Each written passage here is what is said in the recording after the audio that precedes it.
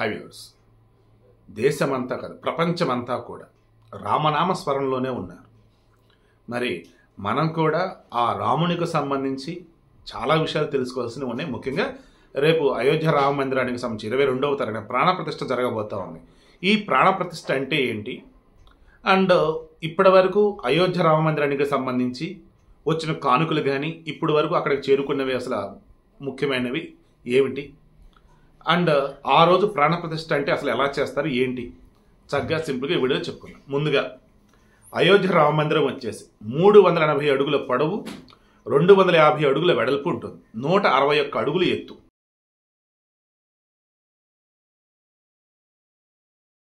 మొత్తం 3 అంతస్తులలో ఈ ఆలయ నిర్మాణం అనేది జరిగింది. మొత్తం కూడా నాగరి నిర్మాణ శైలి, అంటే పురాతన సాంప్రదాయం అన్నట్టు. అసలు ఎక్కడ సిమెంటు ఏమంటారు, కాంక్రీటు, ఇనుము ఇటువంటివి ఏం వాడలే. మొత్తం కూడా నాగరి నిర్మాణ శైలిలో ఎలా అంటే మొత్తం పూర్వకాలంలో ఎలాగైతే రాళ్ళని చెక్కి అద్భుతంగా సెట్ చేస్తారో మొత్తం అలా అన్నట్టు. ఇందులో భాగంగా మొత్తం 392 స్తంభాలను వాడారు, 44 ద్వారాలు డోర్స్ అన్నట్టుగా పెట్టున్నారు. ఓకే, ఈ 3 ఫ్లోర్లు అనుకున్నాం కదా. ఇలా చూసుకుంటున్నప్పుడు ఈ స్తంభాలకు సంబంధించి ఒక్కొక్కటి వచ్చేటప్పటికి 20 అడుగుల ఎత్తు అన్నట్టు కూడా వీళ్ళు మెన్షన్ చేస్తూ ఉన్నారు. ఓకే, ఇక ఇక్కడ మొదటి 3 అంతస్తుల ప్రాంగణం అనుకున్నట్టయితే ఈ మొదటి అంతస్తులో 160 స్తంభాలు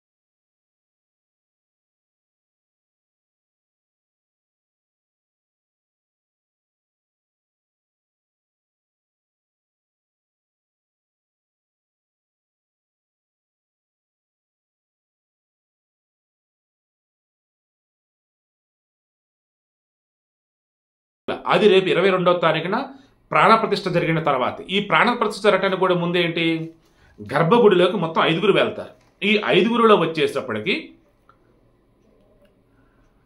మన ఆనందీబెన్ పటేల్ ఉత్తరప్రదేశ్ గవర్నర్, యోగి ఆదిత్యనాథ్ ఆయన వచ్చేసి మన ఉత్తరప్రదేశ్ ముఖ్యమంత్రి, తర్వాత మోహన్ భగవత్ ఆర్ఎస్ఎస్ చీఫ్, తర్వాత ఈ శ్రీరామ జన్మభూమి తీర్థక్షేత్ర ట్రస్ట్కి సంబంధించి ఎవరైతే ఉన్నారో ఆచార్య సత్యేంద్ర దాస్ ఆయన, అండ్ మన ప్రధాని మోదీ, వీళ్ళ 5గురు గర్భగుడిలో ఉంటారు. ప్రాణప్రతిష్ఠ అన్నప్పుడు ఆ విగ్రహానికి సంబంధించి కళ్ళ గంతలు కట్టి ఉంటుంది. ఏదైతే ఆ ప్రాణప్రతిష్ఠ చేసే సమయం అనేది ఉంటుందో ఈ లోపు విగ్రహాన్ని ఆల్రెడీ ఉంచాల్సిన స్థానంలో ఉంచుతారు. కళ్ళ గంతలు కట్టి ఉంటాయి. ఆ 84 సెకండ్లు ఉన్నాయి. అప్పుడు ఆ కళ్ళ గంతలు తీసేటప్పుడు ఎదురు ఒక అద్దం పెడతారు. ఆ అద్దంలో స్వామివారు కళ్ళ గంతలు తీయగానే ఆ అద్దంలో తనని స్వామివారు చూసుకుంటారు. అప్పుడు ఈ ప్రాణప్రతిష్ఠ అనేది జరిగినట్టు. అంటే ఎలాగా, ప్రాణ అన్నప్పుడు ప్రాణశక్తి అన్నప్పుడు, ప్రతిష్ఠ అంటే స్థాపన, అంటే ప్రాణశక్తి స్థాపన అన్నట్టు. ఇంకా అక్కడ ఆ విగ్రహానికి వచ్చేసి ప్రాణం వచ్చినట్టు లెక్క. అక్కడ సాక్షాత్తు బాలరాముడే ఉన్నట్టు లెక్క. ఇక ఆ తర్వాత హారతిస్తారు. హారతి ఇచ్చిన తర్వాత అక్కడ 3 బృందాల వాళ్ళు వచ్చేసి పూజలు అవి చేస్తారు. వీళ్ళల్లో వచ్చేసి స్వామి గోవింద దేవగిరి మహారాజ్ వాళ్ళు బృందం, తర్వాత శంకరాచార్య విజయానంద సరస్వతి వాళ్ళ బృందం, ఆ తర్వాత కాశీ పండితులు వీళ్ళ బృందాలు వచ్చేసి అక్కడ పూజలు అవన్నీ చేస్తారు. సో ప్రాణప్రతిష్ఠ అయిపోయింది, హారతి తర్వాత ఇవన్నీ కార్యక్రమాలు అన్నీ జరిగిన తర్వాత అప్పుడు ఆ స్వామివారి యొక్క రూపం ఎలా ఉంది ఏంటి మనందరూ కూడా కనపడిద్ది అన్నమాట. ఇక ఇప్పుడు స్వామివారికి సంబంధించి 108 అడుగులు ఉన్నటువంటి అగరబత్తీని ఎక్కడి నుంచి?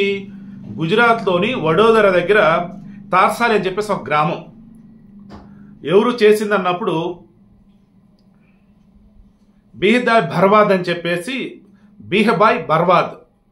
ఈ బీహబాయ్ బర్వాదు గతంలో కూడా చాలా పొడుగున్నటువంటివి చేస్తున్నాడు. అది కూడా ఈ రుద్రప్రయాగ దగ్గర కొన్ని, ఉజ్జయిని ఆలయాన్ని కొన్ని, మన ఆర్మీ వాళ్ళకి సంబంధించేసి డివోషనల్ వేలో కొన్ని అలా చేస్తున్నాడు.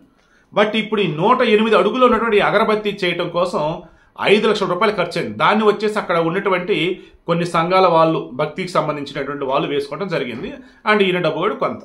అందులో వాడిన మెటీరియల్ చూడండి, 191 కేజీల ఆవు నెయ్యి, 376 కేజీల గుగ్గిలం, 280 కిలోల నువ్వులు, 376 కిలోల కొప్పాపొడి, 425 కిలోల హవాన్, 401 కేజీల మూలికలు, సుగంధ ద్రవ్యాల టైప్ అన్నవి, 1475 కేజీల ఆవు పేడ.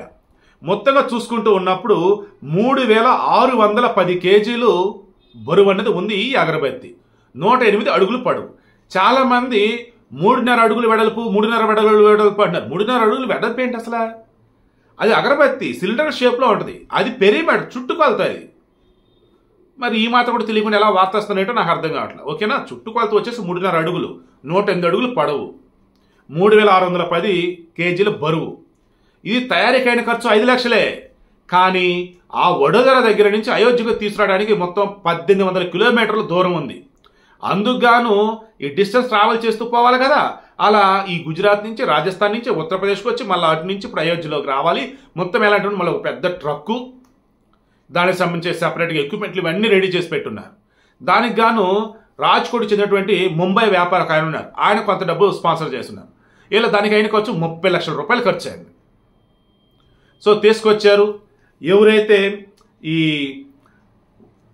శ్రీరామ జన్మభూమి తీర్థక్షేత్ర ట్రస్ట్కి సంబంధించి ఎవరైతే ఉన్నారో ఆయన మొన్న సత్యగోపాల్ దాస్ది ఆయన వెలిగించడం జరిగిందనమాట. ఓకే, ఏది ఈ అగరబత్తిని. ఇది దాదాపు 45 రోజుల పాటు వెలుగుతూనే ఉంటుంది. ఆ స్మెల్ ఏదైతే ఉంటుందో 50 కిలోమీటర్లు దాదాపు వస్తూనే ఉంటుంది. అంటే చూడండి, ఈ అయోధ్య చుట్టుపక్కల మొత్తం కూడా ఈ యొక్క అగరబత్తి యొక్క సువాసన వెదజల్లుతూ ఉంటాయి. భక్తి పరిమళం అన్నట్టు. ఓకే, ఇక మెయిన్గా ముఖ్యంగా చెప్పుకోవాల్సింది అంటే ఇప్పుడు అయోధ్య రామ మందిరానికి సంబంధించిన ప్రాణప్రతిష్ఠ జరిగిన తర్వాత ఇంకా మరికొన్ని రోజులు అగరబత్తి అనేది స్మెల్ వస్తూనే ఉంటుంది. తర్వాత 10 అడుగుల ఎత్తున్నటువంటి దాదాపు తాళం చెవి, 2400 కేజీలు బరువున్నటువంటి గంట. ఓకే, ఇంకా అసలు ఊహించినటువంటివి ఎన్నో కూడా కానుకలు ఇంకా వస్తూనే ఉన్నాయి. ఇక ఇప్పుడు మనం ముఖ్యంగా మాట్లాడుకోవాల్సింది ఏంటండి, దేశం అంతటా కూడా సెలవు అంటున్నారు. నిజమా? దేశం అంతటా కూడా సెలవు అంటే ఎవరికి? కేంద్ర విద్యా సంస్థలు, కేంద్ర ప్రభుత్వ కార్యాలయాలు, సెంట్రల్ గవర్నమెంట్ ఆధ్వర్యంలో నడిచేవి ఏవైతున్నాయో వాటన్నిటి కూడా రేపు 22వ తారీఖున మధ్యాహ్నం నుంచి సెలవు అన్నట్టు. మార్నింగ్ వర్కింగ్ డే, మధ్యాహ్నం నుంచి హాఫ్ డే. కాలేజీలు, స్కూళ్ళు, ఆ కార్యాలయాలు అన్ని కూడా ఏది central government related. Okay, remaining అన్ని కూడా నడుస్తాయి. ఇక స్టేట్ గవర్నమెంట్ అన్నప్పుడు ఉత్తరప్రదేశ్, మధ్యప్రదేశ్, ఛత్తీస్గఢ్, హర్యానా, గోవా ఇవి హాలిడే ప్రకటించాయి. ఇందులో మరలా మధ్యప్రదేశ్, ఉత్తరప్రదేశ్ ఇక్కడైతే లిక్కర్ షాపులు, మాంసకుట్లు కూడా బంద్. గోవాలో వచ్చేసి మాంసం అండ్ మద్యం నడుస్తూనే ఉంటాయి. మిగతా ఏదో రాష్ట్రంలో కూడా మద్యం, మాంసాలు వద్దని చెప్పేసి అన్నారు. బట్ నడిపిస్తారు. సెలవు అయితే ఇప్పుడు ఈ రాష్ట్రాలు. ఇక్కడ మన దగ్గర వచ్చేటప్పటికి తెలంగాణ అయితే సెలవు ఎక్స్పెక్ట్ చేయలేదు. కాంగ్రెస్ గవర్నమెంట్ ఉంది. అసలు వీళ్ళు వెళ్ళట్లా అయోధ్యకి. అదేమిటి బీజేపీ కార్యక్రమం అంటూ ఉన్నారు. Coming to AP. ఏపీలో వచ్చేసి సెలవు ఇచ్చే రకమైన పరిస్థితి ఉంది. ఎందుకంటే ఎవరు అడిగే రేటో తెలియకుండానే ఆల్రెడీ సంఘటన సెలవులు ఎక్స్టెండ్ చేశారు. దానికి కారణం వచ్చేసి రకరకాలు ఉంటే తర్వాత మాట్లాడదాం. సో 22వ తారీఖు కూడా ఇచ్చే విధంగానే అక్కడ బీజేపీలు ఫోర్స్ చేస్తున్నారు. ఖచ్చితంగా ఇచ్చి తీరుతారు, నో డౌట్. ఎందుకంటే మొన్న తాడేపల్లి ప్యాలెస్ పక్కన టెంపుల్ సెట్ వేయడంతో హిందువులు అందరిలో కూడా ఒక నెగిటివ్ ఇంపాక్ట్ అనేది పడింది. ఇప్పుడు దాని నుంచి బయటపడాలి అంటే ఈ అయోధ్య రామ మందిరం నిర్మాణం సంబంధించి కావచ్చు, ఇదిగో రామ మందిర ప్రతిష్ఠ సంబంధించి కావచ్చు, దేశం అంతా సంబరాలు జరుపుకుంటున్న వేళ మన సెలవు పోతే బాగోదు, అందుకే సెలవు ఇచ్చామన్నట్టుగా కూడా వాళ్ళు చూపించుకోవాలి కాబట్టి సెలవిస్తారని అనుకుంటూ ఉన్నా. సో కన్క్లూజన్ ఏంటి? ఇంకో ముఖ్యమైన విషయం, ఈ రాముడికి సంబంధించి 500 రూపాయల నోటు ఒకటి 22వ తారీఖున ఆర్బీఐ రిలీజ్ చేయబోదని చెప్పేసి అంటున్నారు. అయ్యా అదంతా అబద్ధం అయ్యా. అది కావాలని కొంతమంది చేసి హడావుడి చేస్తారు. గతంలో వచ్చేసి సుభాష్ చంద్రబోస్ మీద, రవీంద్రనాథ్ ఠాగూర్ మీద, అబ్దుల్ కలాం మీద కొన్ని నోట్లు వచ్చాయని చెప్పేస్తాను. అవి కూడా ఫేకే. అలా రాముడికి సంబంధించి కూడా ఫేక్ అనయ్యా. ఎటువంటి నోట్లు అయితే రావు. ప్రజెంట్ ఉన్న నోట్లు కంటిన్యూ అవుతూ ఉంటాయి. సెలవులు వచ్చేసి 5 రాష్ట్రాలు, మిగతా చోట్ల వచ్చేసి దేశం అంతా కూడా కేంద్ర ప్రభుత్వ సంస్థలలో మాత్రమే ఆ సెలవు. అది కూడా మధ్యాహ్నం నుంచి. అండ్ మిగతా చోట్ల వచ్చేటప్పటికి యథావిధిగా అన్ని కూడా నడుస్తుంటాయి ఆయా రాష్ట్రాలను బట్టి. ఇంకేదైనా డౌట్ ఉంటే కింద కామెంట్ రూపంలో తెలియచేయండి. ఓకే.